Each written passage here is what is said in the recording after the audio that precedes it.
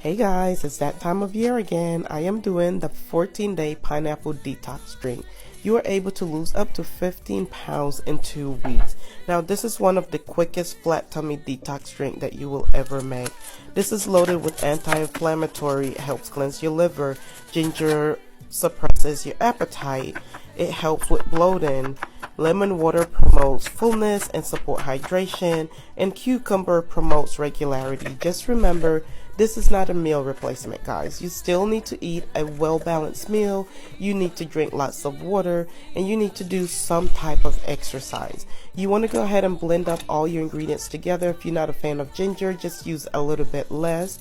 Now, I strain mine because I do not like the pulp, but you are able to drink it with the pulp because there's still a lot of nutrients in that. I had to use 2 blenders because it was just too much for one, and I'm just taking out some more of the pulp, and this is all the pulp that came out.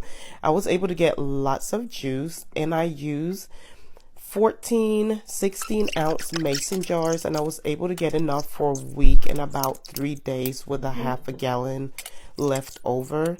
You want to put this in the refrigerator to keep it nice and cool. This is super refreshing.